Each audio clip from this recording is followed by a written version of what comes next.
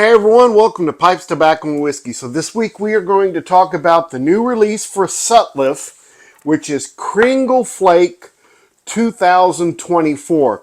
Now this will be available on December the 3rd at 6 p.m. Eastern Standard Time. So depending on where you live, you need to make sure. And this now, the Krampus knock that they ran out of in 25 minutes, they only had 500 tins of it or something like that, 520 tins. And you could only get it at tobaccopipes.com. This one you can get at all your major Joe's, online pipes, sources. like that, yeah, so you'll be able to find this one a little bit easier than the Krampus knocked. Doing some reading on this one, they say that the Krampus knock that was just released a week ago is the same blend as this. Yeah. Now, in years past, that is actually last year was the first year for Krampus knocked. Yeah. And that was not the case. They were two different blends. They say that this year both of them are the same blend, which is basically some Canadian 2010 that they got off of McClellan.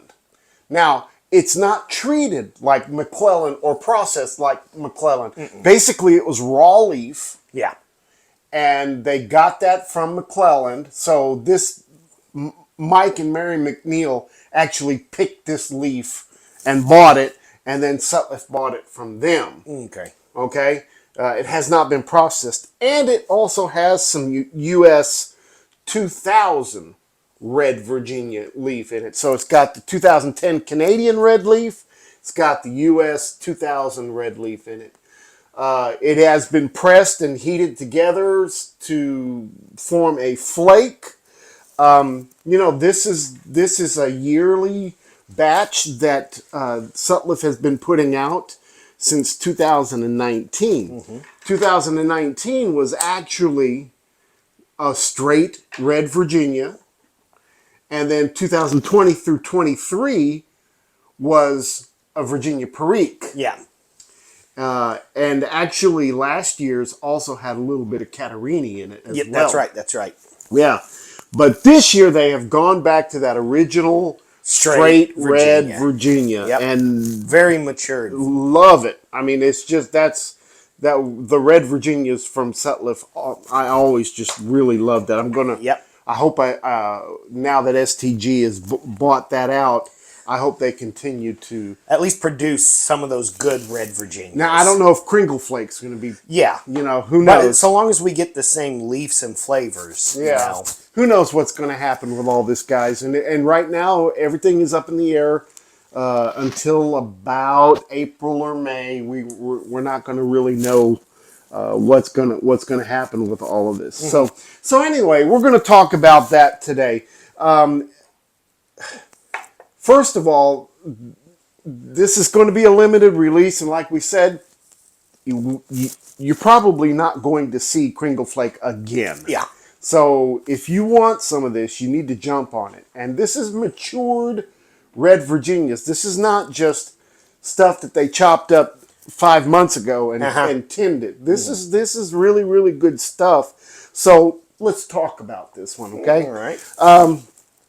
First of all, I do want to mention that I've tried this in several different types of pipes and bowls and shapes, and I'm going to go with a larger bowl, straight billiard style. This is actually a Canadian. This is Nate Rose made this for me, and boy, does it smoke well. It is just a beautiful pipe. Anyway, and it's a larger bowl. I asked Nate to make this for me that I could smoke my Englishes out of. And this blend actually does well in those larger bowls. I've smoked it in a smaller bowl, Meerschaum's Cobs, and the larger bowls are my favorite on this one. I went for the same thing. When I read the description and I was getting a 10 note on it, I went, okay, got to grab one of my bigger bowl pipes, which is what I did. It's a large conical bowl that gets Yeah. down into it. I can fit my thumb through it. Yeah, it takes some of the bite out of it, I think. It does. What it does, out of those Virginias. Yeah, yeah. And because they can get a little stingy right there at the tip of your tongue if you smoke them like we smoke. Yeah. And, a larger bowl I felt does better. All right, well, let's get into this one. So let's talk about the 10 note first. As we said, this is straight red Virginias. No other additives, no toppings, no nothing on this. And the 10 note on this doesn't come across as strong as some of their other red Virginias that Sutliff makes. For instance, their Crumble Cake Red Virginia, which uses the... That's the one I was literally going to go right to. It just... Yeah. It doesn't stand out like that one does. It's a different type of red Virginia, like matured. Yeah, if you buy their bulk 515, that's got a really dense... Yeah. vinegar kind of I smell love it. to it. Yeah, I love it. It's one of my favorites. But this doesn't have that. This is a much more tame. It's got a little bit of a grassiness. Yeah. A little bit of a... I like the breadiness that this one gives off. The toasty, bready. I said that. This one gives a very big breadiness. Almost like homemade croutons. Like where they're very toasted. Very rich and dense kind of scent. Yeah. I also got a little bit of a... it's not like a funk like cheese can have sometimes, but you know how like aged cheese, like Asiago's, that brine or on Parmesan. that hard stuff on the side that really is kind of hard to break down or anything. It's got that same smell where it's kind of like a musk. I feel like that smell comes from the fermentation. And that's what I'm thinking, because this is very old. I mean, some of it's from 2001. No, 2000. 2000, yeah. So some of the leaves in here are old enough to drink, and that's where it kind of goes to. My thoughts is it's got to be something with the aging process. It smells a little more musky, a little stronger. Yeah, I agree with that. The breadiness on it is really great. Very, very. There's a slight, that typical sweetness that you would get from a red Virginia. That tangy sweetness, there's a little bit of that in the 10 note as well. I get a little bit of a stone fruit smell in this. Yeah. And a slight citrus as well. But the breadiness wins it all. The breadiness is the key thing. And then you can smell it once you get your nose in it. You can smell a slight vinegary kind of. Yeah, some of their their natural flavors that they do. But this 10 note is much more mild, much more subtle than Kringle Flakes in the past. Yes. This is definitely. I mean, if this is the last one they do, this is definitely the granddad of Kringle Flakes. Basically, it's a little tame, a lot more rich in flavor and thought. What I also like about this one is, first of all, the flakes are beautiful. They're pretty thick. They're thicker than what I expected, and it's got a nice golden brown, kind of like a honey look, a golden brown in there. I don't know if you guys can see this, but I'm going to show you that there's a really nice golden flake to it, as well as a little bit of darkness. But I do like that kind of tan color in there, and I think that's where we're getting some of that breadiness from it as well. Yeah. The moisture content on this is perfect. It's easy to rub out, and then right when you rub it out, it's ready to stuff in your bowl. And it's not too wet. It's almost a little bit on the dry side, where I find my flavors, my palate enjoys that more. So I really, really do like the moisture level on this one. I think the aging potential on this one is going to be incredible. Yeah, it'll be. I think 10 years from now, this is going to be what people are talking about. Really? I do. I think it's got that kind of potential. Wow. A lot of hope there for it. Yeah. All right. Well, let's talk about the taste on this one. This is where I find that. I mean, so By no means is the taste terrible. To me, there's a good breadiness, kind of like a slight hazelnut sweetness coming through. Very earthy, very sweet, dry type flavors are coming across my tongue as I'm smoking it. Knowing it's a red Virginia blend, and I think it's playing with my own mind. If I didn't read the tin and know the ingredients, I wouldn't be searching for the flavors that I'm searching for when it comes to Sutliff Red Virginia blend. And I'm wanting some more of those citrusy, grassy flavors to come through. This is much more of a toned down, very soft but rich flavor, almost creamy.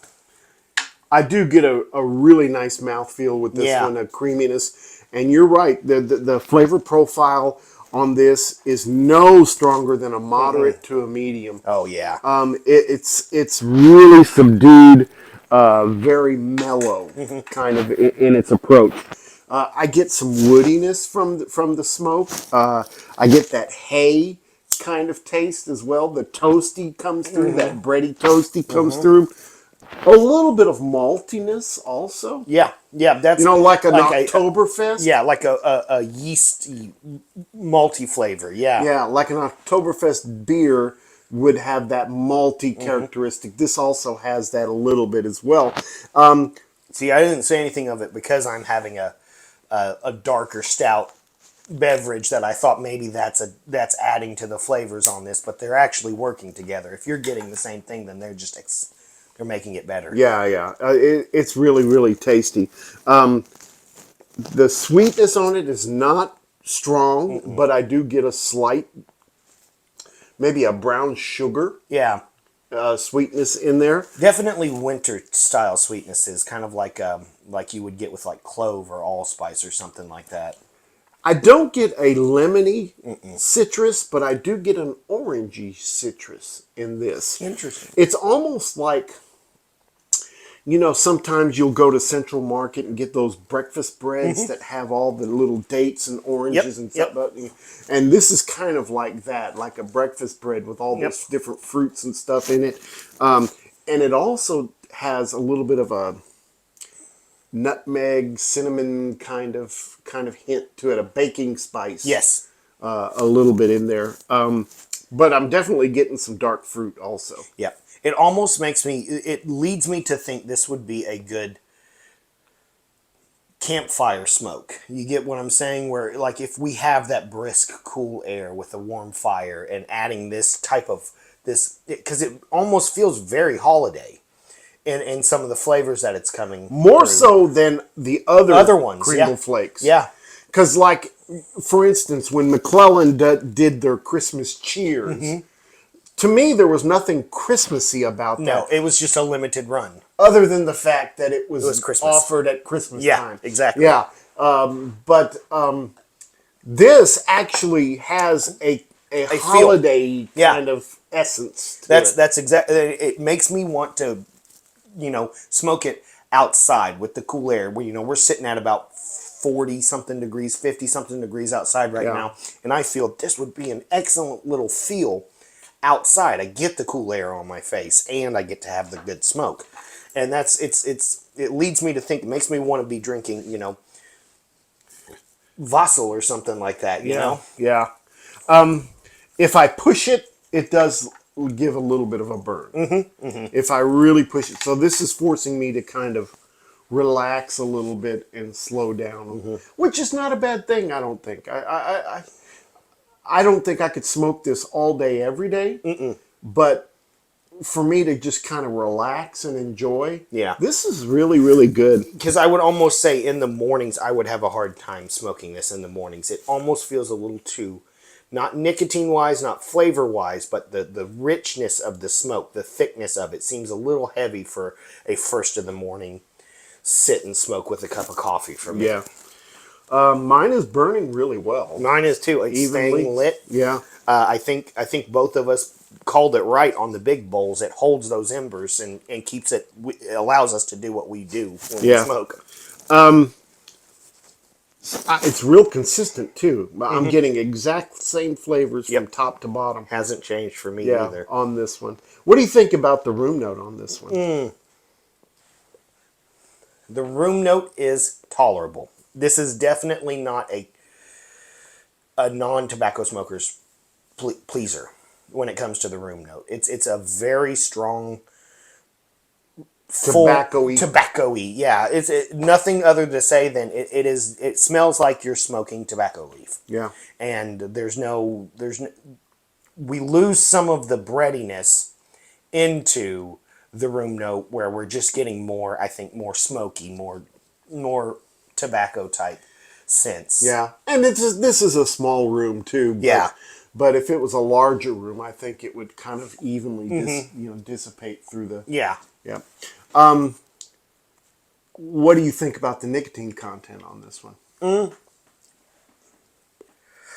It's there. It's not. I would put it at about a mild to a medium, if you ask me. So moderate, right? Moderate, right Yeah. there. Yeah, because it's just it's not fully overwhelming, and I'm not feeling lean back. Now the smoke makes me want to sit, relax, and contemplate and do things, but it doesn't actually hit me as hard as it's making me feel. I think it's just the flavors and the thickness of the smoke that are causing me to slow down my cadence, put it down every now and then, and just come back to it. You know, with the absence of any other types of leaf in here other than red Virginias, it's not a complex smoke, but it's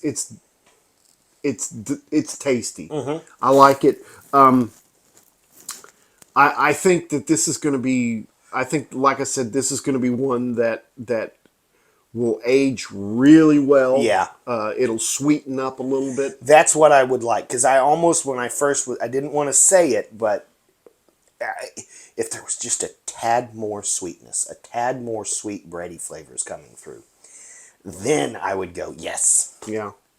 Oh, I think in time that, again, when you mix tobaccos like that, your 2000 leaf, your 2010 leaf, and you press them together and heat them and press them together, can them up in 2 weeks, and then throw it out on the market. Yeah. It really hasn't had time. Yeah, they need to time. do its thing. Yeah, they really do. Yeah. So even though there's aged leaf in here, they're separate. They haven't married. They have not blended together yet. They have not actually blended. And so, 6 months from now, a year from now, this is going to be something wonderful. And like I said, give it time to mature and ferment. It's going to be really nice. Yeah. So again, guys, this is one that's going to sell quickly. They always and do. Maybe the last one that Sutliff ever makes. Oh, it could be the last new thing. Yeah. Well, I don't know. We don't know. That's the thing, and there's a whole debate out there about which tobaccos are going to stay in Sutliff's line after STG gets a hold of it and puts it on their listings. Yep. I don't know, but speaking to people in the industry, that are not from Sutliff but buy Sutliff products to sell, like other online or other brick and mortars. Yeah. They're saying, buy what you can now. Yeah.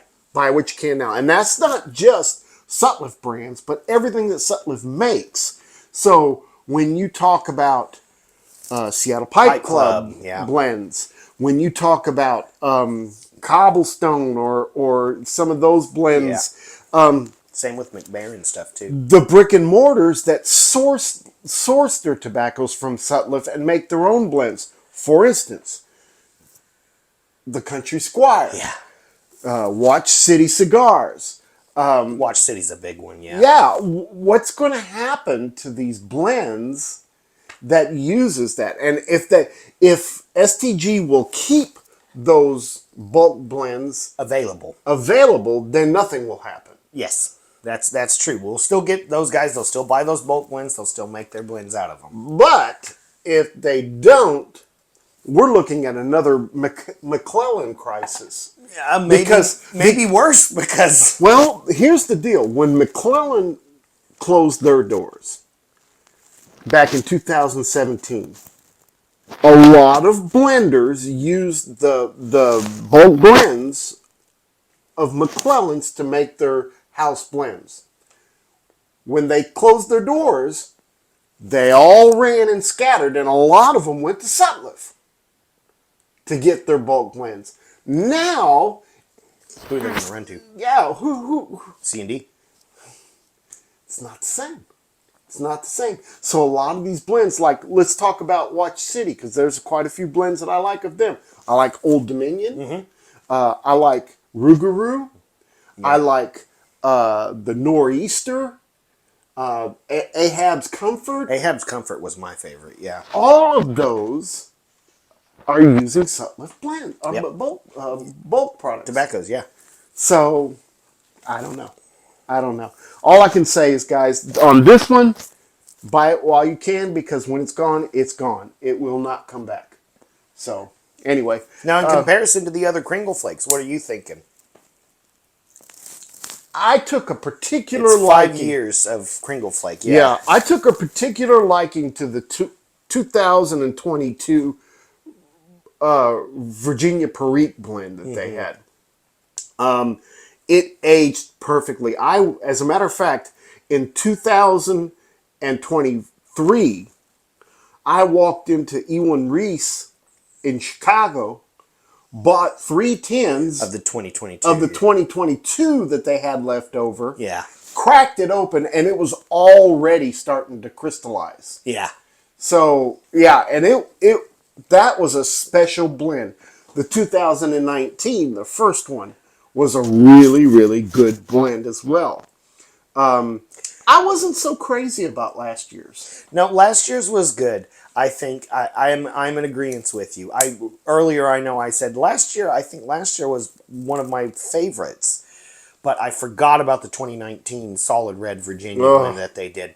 That one is my favorite. This one is the most Kringle Flake of the Kringle Flakes, if you know what I'm saying. It's the most Christmas. The most holiday. It's the most holiday of them all. And I think, honestly, this one is one of the ones that would be, if they kept, I wish they would keep doing it, but I know they're not anymore. But this one would be one that I would smoke every Christmas just to have an actual holiday thing, but that doesn't taste like hot cocoa or peppermint.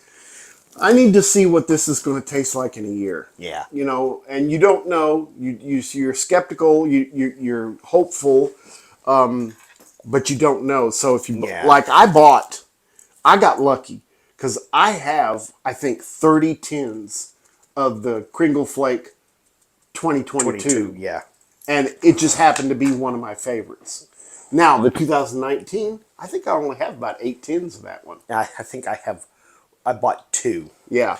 So, you know, and somebody's hoarding them, you know.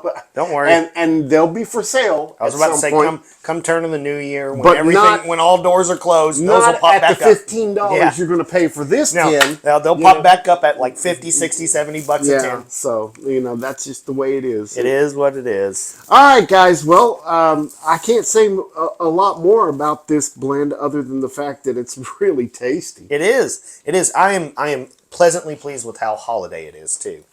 Really puts me in the spirit. Mulled wine. This will be good. That's what, yeah. Mulled wine. Yep. Okay. Well, don't forget it's on December the 3rd. It's when it's going to drop at 6 p.m. Eastern. So I'll be on my computer ready to go. So you better be too. Or I'll beat you, and I'll get all I can. So anyway, couple of things. First of all, we still have available some of our blend that Sutliff made for us, the Hunter's Camp blend. If you haven't gotten that, but it's going faster than I expected. Yeah. We sold a box and a half at the Texas Pipe Show. 2 boxes? 2 whole boxes. That's at 200 tins. At the Texas Pipe Show. And no, that's about close to 100. Because there's 40-something in each box. That's right. That's right.